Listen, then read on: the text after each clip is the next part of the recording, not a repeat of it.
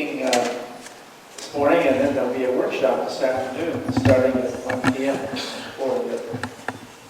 You're all invited to.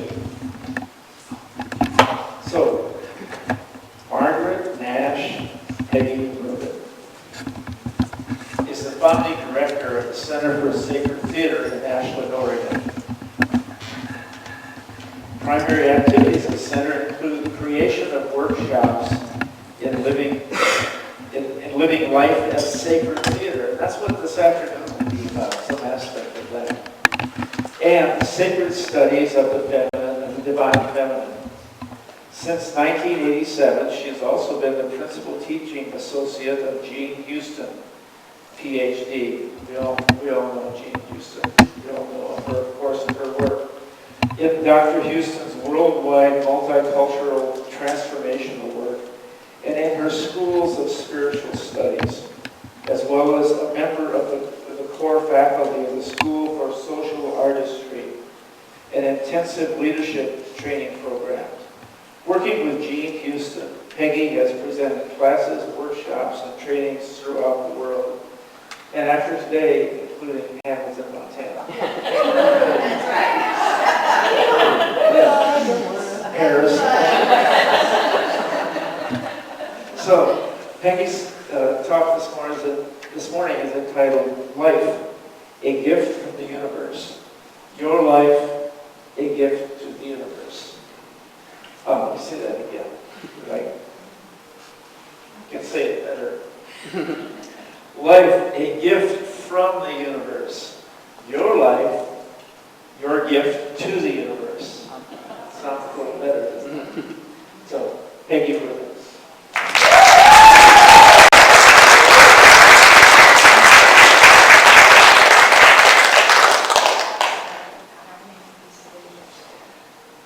Okay. Start right where you are. Yeah, you know we can use that there, right?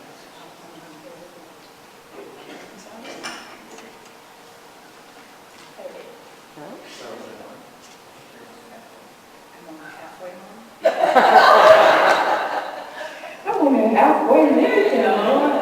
I've never played with one of these before, so forgive me if it just signal me and tell me to do something different. Well, it doesn't get much better if you play with it for a while. Thank you. Okay, thank you, David. Thank you, everybody. I asked him to let me hold this rather than try to hook it up to some unknown underwear piece. Because it also helps, because otherwise I talk with my hands and they don't make any more sense than I do. It's wonderful to be here. It truly is amazing to be in this beautiful, well, you know all how beautiful it is. But I do want to say a particular thank you to Chris and to Pat and to Zaeva, who got me here. Bless their hearts, and have treated me with such kindness and such welcome. And today for his beautiful welcome. And I've been to a number of CSL communities, and this is the first one I have heard the joys and concerns piece. And nobody else has sung that song, I love the Song of the Soul, so thank you for that too. But that is such a wonderful thing. That is such a wonderful thing. And I was thinking, well, you all have already done what I'm here to talk about. So I could just sit down. But instead, and I'm going to ask you to be allow the diversity and inclusivity piece to be implied, all right? Because I'm going to do my best to be all of those things. But we'll see. And I'm also going to ask you, because I see one of the last word here on the vision is the word play. So I hope that some of you are willing to stand up and play.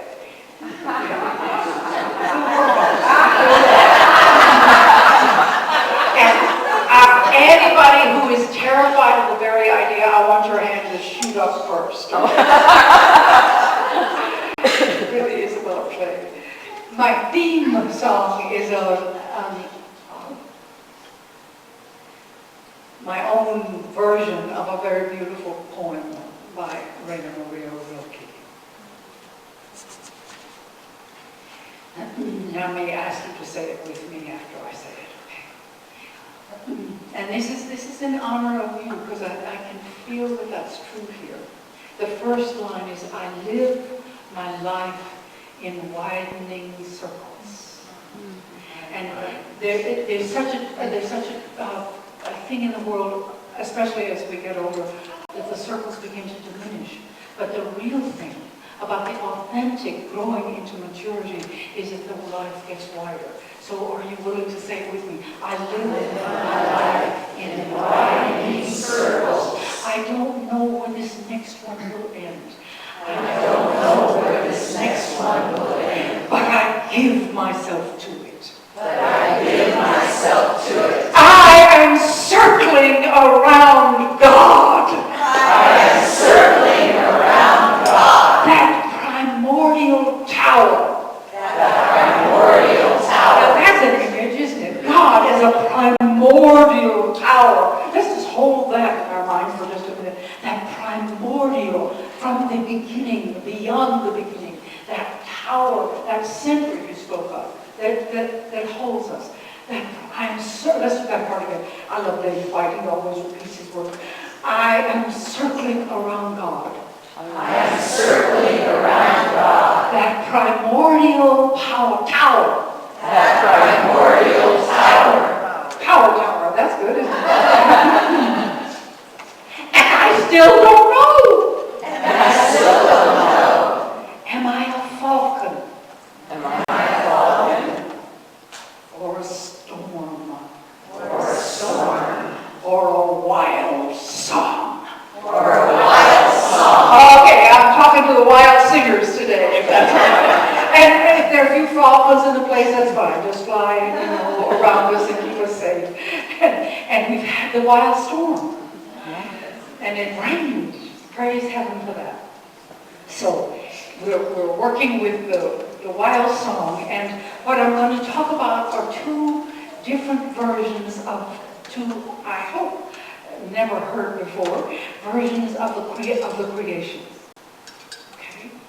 And one is an ancient, nobody knows its origin except that it's in late antiquity, which would mean after the Greeks have colonized Egypt. So it's Egyptians primarily. It's on a piece of papyrus in a museum in Paris, and nobody has ever seen it before. But this is the wonder of it, all right? And according to Maria von Franz, who was the lady who sort of took Carl Jung's work and gave it to the world in all kinds of ways, she says it's the only creation story like this that she has ever found. And she studied creation stories everywhere. And this is a teaching lesson, I got this. If you want to create, read creation stories. It'll get you started. You'll get the readings going. And that'll be the fun of it. But this is an interesting one. So this is where we're going to enact it, all right? And there's a deep teaching in this. You'll figure it out. Or if not, I will ask you. Okay. So this is how it goes. So are you willing to be the God, the creative God? Okay, this is the creative God. Now, this is the thing. Now, are you willing to be a choir consisting of angels, baboons? That'll be fun. And it would be helpful to know that the baboon god in ancient Egypt was the god called Tohoti, the god of wisdom. And he also rode on a sun boat. The sun in the Egyptian thinking in a boat, and the god of wisdom rode on that sun boat. So that's ancient Egypt for you here. So we talk about, and birds. Okay, we got angels, baboons, and birds. Now, okay. Now, this is how, we don't know why or how or why exactly, but they begin with a kind of incantation. So now, but the essence of the incantation is praise. Now, the earth is already been created. That's it. But nothing else is happening. And these angels and birds and baboons, gods of wisdom, don't have any jobs. So they are deciding how to get the Creator to create. Okay? How to get some action moving here. And they do it by singing praise in their own language.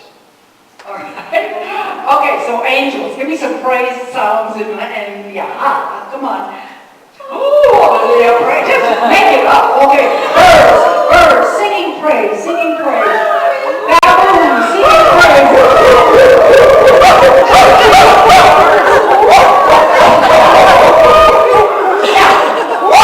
This is the important thing to see.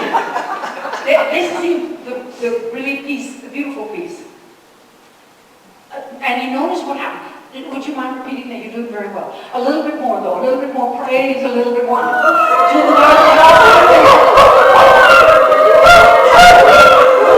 You see what's happening over here? The God is laughing. This is the only story that we know of where the God creates through laughter. Isn't that a treat? So, praise for that. So, if you want to just laugh a little more, the creation of this story comes in 7 laughs. So, if you'll sing some more praise, sing some praise, sing some praise. Oh, yeah.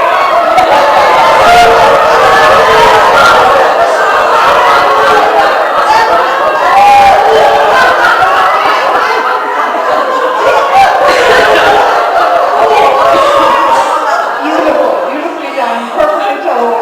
See, now isn't that a wonderful? Now it's Milton Erickson, a wonderful psychiatrist or psychologist, who said, "We're going to have a lot of mystery in our lives. It's up to us to create joy." So that's one of the wondrous gifts. And so the God laughs. All right. Now in the story, the God gives 7 laughs. So now I need 7 volunteers. Please come. 1, 2, 3, 4, 5. Come 6. 3, 4, 5, 6, 7. Oh, perfect. Oh, perfect. Oh, perfect. Thank you. Say praise to them.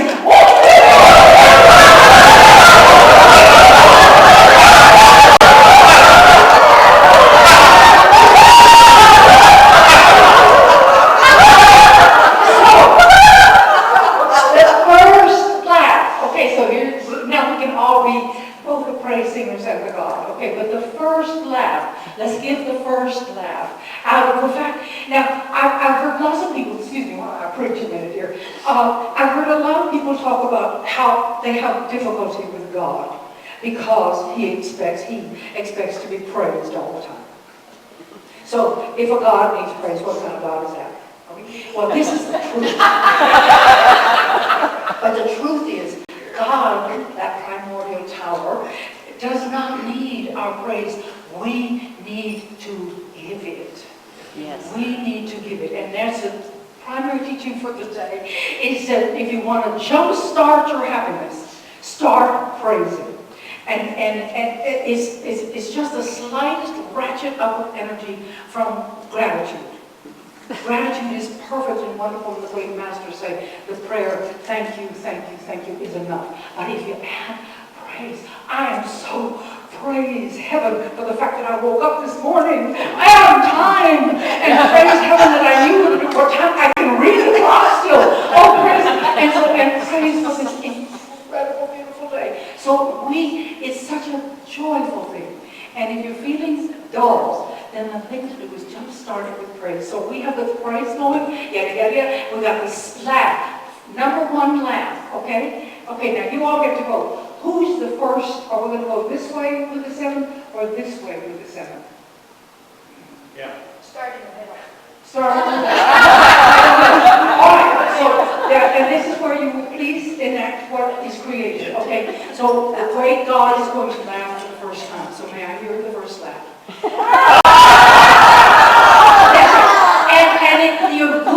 You're good laughing, you're good gods. So, and Franz makes the point that it is not a little chuckle. It is a roiling, boisterous laugh. Because it's all this wild, strange praise coming out. Wow! Okay, so the first laugh, we did a perfect one. And in the first laugh, what is created is light. Now, interestingly enough, not only is the substance, the element created, but the God is also the first gods are created with these laughs. Okay, the first time the earth has gods. So here comes the God, here comes light. Bring us light, please, if you will, Jason. All right. And what happens when there's light in the world? What happens to us? What happens to our hearts when they're lighter? What does light do?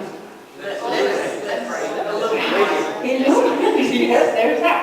So, and this is the God of the fire and the cosmos. So all that light. Ooh, so just, yes.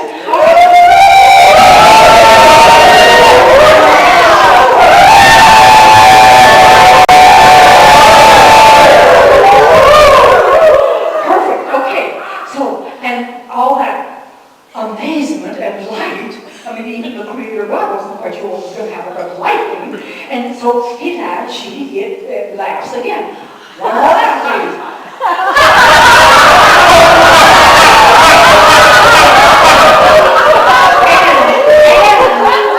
And water is created.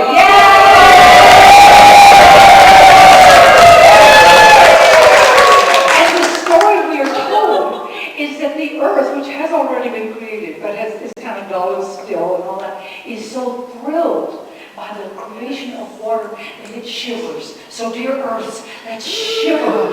And when that happens, the water divides itself into three. So it becomes the oceans, the lakes, and the rivers, I think. So here she is, just wander through us and present all waters. And this God is the God of the abyss, the God of the deep places.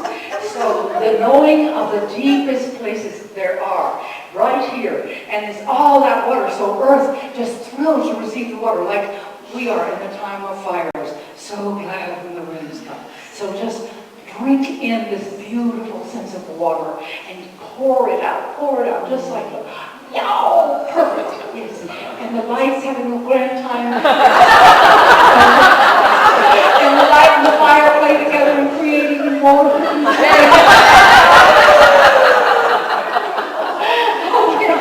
All right, and so there's a third laugh. These wondrous things have been created, and they can wander among us or sit among us or however they would like to do it, because there's a third laugh coming, okay?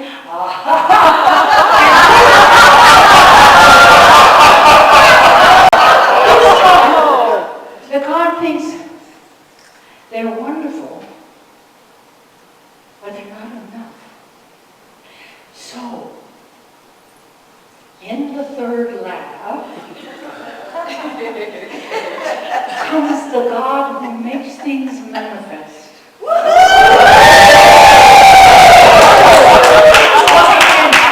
And the great manifesting God. So what would you like to manifest?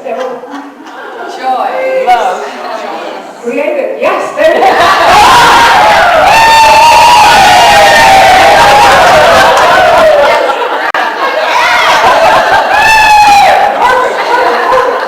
Thank you. All right. So he's busy creating. I mean, they're busy manifesting all around the world, all right? Manifesting wonders. Okay, so the fourth laugh comes.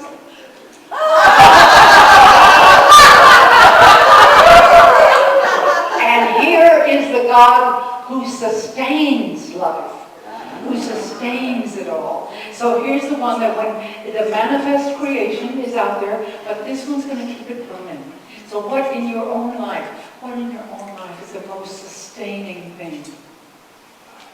Right. You got that. So just know, and the wonderful thing about giving a gift that is your great gift is that other people get it and then they catch it and then they pass it on. So however you sustain life, however you sustain the gifts of manifestation, just keep on doing it. So we have the God of light and fire, the God of the cosmos, right here in Jason. We've got here the God of the waters, the God of the abyss, the deep, sweet places that we visit when times are tricky. But the water will keep flowing, and it is a sweetness to remember that. And then we have the great God who's busy over here manifesting. And then we have a God who walks among us and sustains it all. So just feel that how beautiful this is. All right, so then there is another laugh. This is the fifth laugh. And this one has an edge of sorrow. Creator realizes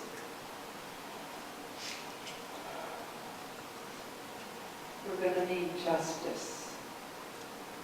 We're going to need fairness in the world. We're going to need somebody to keep it in balance. We're going to need somebody to see how it all manages. Because for some reason, how early, how young were you when you realized about the need for fairness and justice in the world? Really small, most of us, about fairness and justice. So here comes the great God of the scales. That's right.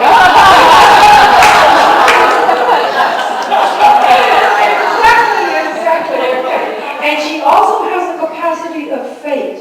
So if you're being unjust, look out for fate. And you want to cherish justice and cherish the sense of balance. So if you will just display it all to this waiting multitude.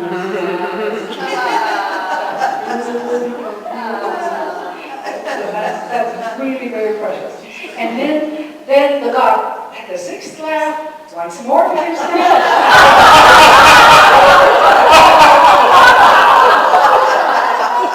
And this one, the God's really happy because he says, okay, no matter what happens, no matter what goes on out there, I've got a solution to all of it. And that is this one, time.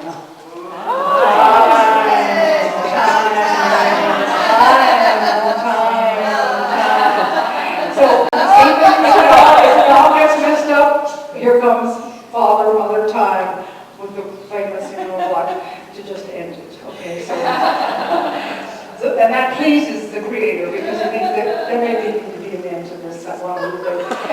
But there is time. Now here comes the sweetest one of all, and a great blessing for all of us. Okay, the seventh laugh.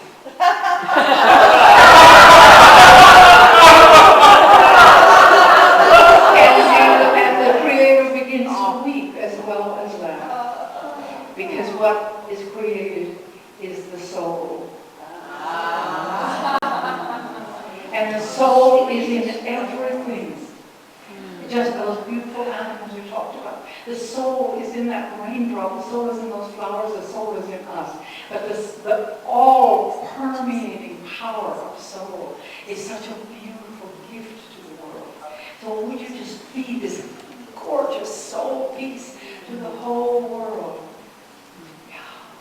All of us, and waking it up in all of us, and being aware of its beauties and its glory. And we have the God of light and fire and the cosmos. We have the God of waters and the abyss. We have the God who manifests. We have the God who sustains. We have the God who brings justice and balance. We have the God of time that gives us both the eternity and right now, presence of now, and we have the soul. So that's the wondrous, ancient story of creation by the God who creates with joy, with laughter. So thank you for listening to that. Thank you all for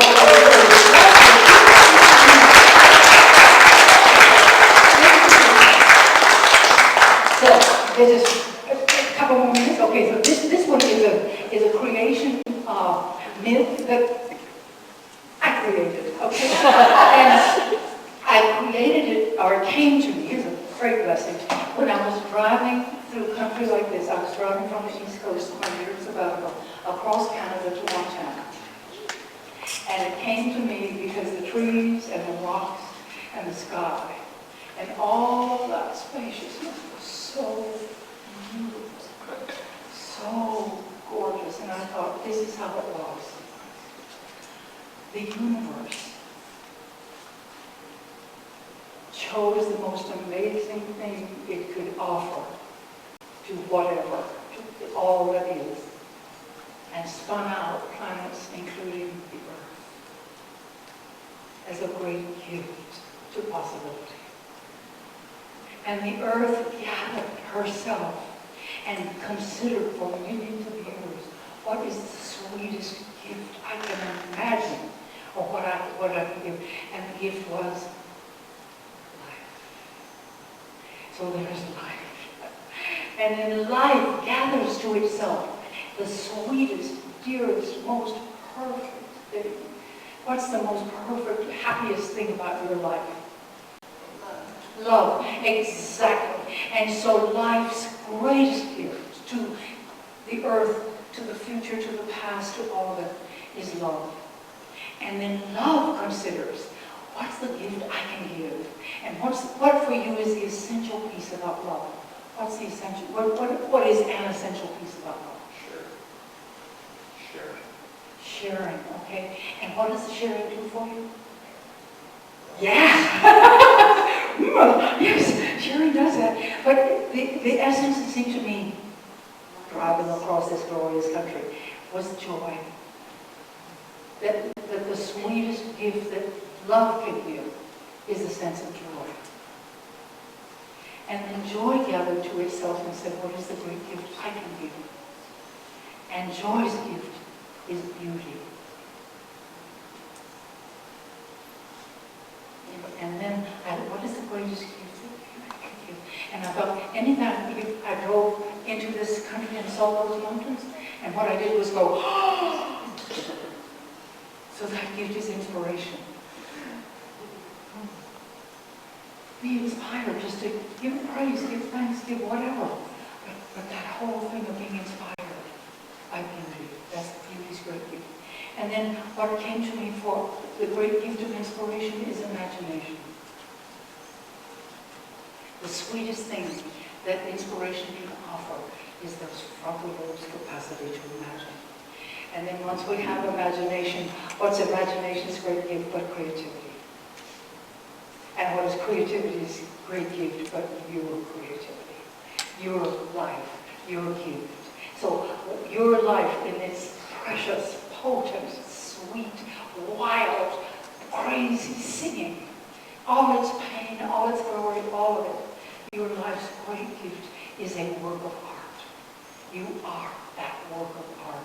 And you, in your life, are an enormous gift to the universe. And I want to say a couple of things. Just 1 second. I know I'm done. I'm out of time. I'm way out of time. This is a lovely two pieces that from Zayla's beautiful writing. And one is called, just if you grab a hold of somebody near you, okay? And this is Ava's words. Relationship is at the heart of the human experience. So I'm asking you, as the great gift you are to the world, to know that you do it in relation to all our relations and for the world itself. She says we come into the world with the intelligence of the heart and exquisite empathy. We care for each other. We sing praise to each other. I love this line. We are born belonging. I have Aboriginal friends in Australia who once said to me, you cannot not belong. And she says, the deepest sense of belonging is a spiritual experience. So noticing your brothers and sisters that are here in the room and not all in the room, and the ones who live in other forms, all part of the great spiritual experience of that primordial tower or circling around. And one of her other pieces is Tipping Point. A long time ago, she says, I think it was last night, I passed the point at which the magnitude of fear was less than the magnitude of love. So I'm going to ask you to let that piece of fear be less than the magnitude of love. And if you would, I'm going to ask you to repeat to your neighbor the prayer that the Dalai Lama offers to the world. May you be imbued with happiness.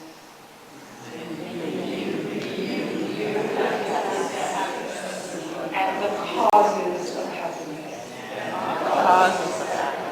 May you be imbued with happiness. As many people as you can tell that to. And may you be imbued with happiness. And the causes of happiness. And one of my friends once said, what is in you? What is in you? And I said, yes, happiness and the causes of happiness. So one of the great ways to heal ourselves give it away. Give as much away as we can. And one of my friends said, well, what does it use mean? And I said, cooked. So they mean cooked with happiness and the causes of heaven. And we have a wonderful last song. We've got this is